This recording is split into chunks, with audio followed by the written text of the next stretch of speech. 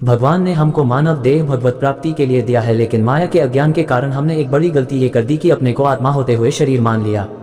जिस प्रकार गणित में 2 जोड़ 2 में 4 के स्थान पर 5 लिख दे तो आगे का सब गणित गलत हो जाता है, ठीक उसी प्रकार आत्मा के सही नातेदार भगवान को अपना न मानकर संसार के नातेदारों को अपना मानने पर हमको शरीर संबंधी दुख मिलते हैं।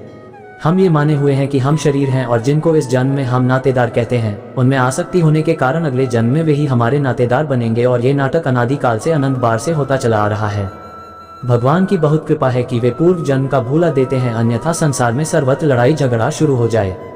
तो इस प्रकार आत्मविस्मृति के कारण हम शरीर संबंधी सुखों के पीछे भाग रहे हैं।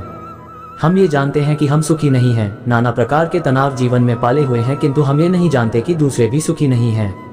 यदि हमको ये बोध हो जाए कि संसार में कोई सुखी नहीं है, हर कोई किसी न किसी प्रकार से दुखी है, तो तुरंत वैराग्य हो जाए और भगवान के सन्मुख हो जाए। इसे समझने की कोशिश करते हैं। एक आदमी हर समय भगवान से झगड़ा करता था कि आपने मेरी किस्मत में ही सारे दुख लिख दिए, बाकी सब लोग कितने सुखी हैं। उनके पास गाड़ी, बंगला, पैसा आदि सब है और मैं इतना गरीब हूँ। भगवान ने उसकी आंखें खोलने की सोची। रात्रि में जब वह सोया तो स्वप्न में उसे आदेश दिया कि तुम्हारे जितने भी दुख हैं सब एक बोरे में डालकर मेरे मंदिर आ जाओ, मैं तुम्हें वहां मिलूंगा। उसकी नींद खुल गई। उसने भगवान की आज्ञा पालन करने का सोचा और उनका आदेश मानकर सारे दुख बोरे में भरकर सुबह अंधेरे अंधेरे घर से निकल पड़ा। वह क्या देखता है कि उसके अड़ोसी पड़ोसी सब एक एक बोरी लेकर आ रहे हैं। वह सोच में पड़ गया, इन्हें भी दुख है, भगवान ने इन सबको भी स्वप्न दिया है। ये सब देखने में तो बड़े सुखी लगते हैं और इनका बोरा तो मुझसे भी बड़ा है। उसे बहुत आश्चर्य हुआ। खैर, सब मंदिर पहुंचे। भगवान ने आकाशवाणी की कि इस दीवार पर कील गड़े हुए हैं, अपने अपने बोरे कील में लटका कर बगल में खड़े हो जाओ और सोच लो कौन सा बोरा बढ़िया है। जो बोरा पसंद आए मन ही मन सोच लें। कुछ समय के लिए बिजली जाएगी, उसी दौरान अपनी पसंद के बोरे के पास चले जाएं। जब बिजली आएगी तब जो व्यक्ति जिस बोरे के पास खड़ा होगा उसे वो बोरा लेना होगा। कुछ ही देर में बिजली बंद हो गई और जब बिजली आई तो पाया गया कि सब अपने अपने बोरों के पास ही खड़े हैं। ऐसा इसलिए हुआ क्योंकि हर व्यक्ति ने थी सोचा स्वयं के दुख तो वह जानता है, परंतु दूसरे के बोरे में क्या निकले नहीं जानता। हो सकता है कुछ ज्यादा दुख निकले। तो इस प्रकार यह भ्रम दूर हो गया कि हम ही दुखी हैं, बाकी सब सुखी हैं। जब तक भगवान को प्राप्त नहीं कर लेते तब तक कोई भी सुखी नहीं हो सकता। अतः गड़बड़ी का मुख्य कारण आत्मविस्मृति है।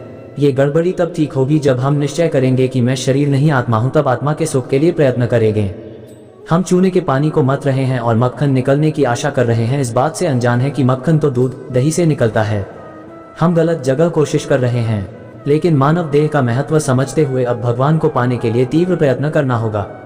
भगवान तो हमारे अंदर ही हैं, सिर्फ मन से उन्हें प्रेम करना है। वो दिव्यानंद हमें प्राप्त हो सकता है और मानव देह सफल बना सकते हैं। हमने अपने जीवन में हमेशा बाहर की परिस्थिति को दोष दिया है। जीवन भर कभी परिवार वालों पर, कभी मित्रों पर, कभी परिस्थिति पर दोषारोपण किया, किंतु कभी अपनी जिम्मेदारी नहीं मानी। हमारी भक्ति करने की अंदर से ही इच्छा नहीं है और हम परिस्थिति को दोष देते हैं।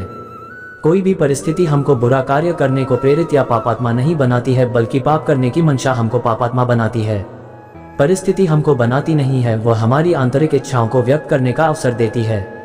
परिस्थिति को ठीक करने के लिए हमको अपने मन से युद्ध करना होगा। अंदर मन को ठीक कर दिया तो बाहर की परिस्थिति अपने आप ही ठीक हो जाएगी। भक्ति में उधार नहीं करना चाहिए। अपने मन को नियंत्रण करके भगवत भक्ति में जुट जाना होगा। संसार को दोष देना व्यर्थ है, क्योंकि संसार ईश्वर का रूप है।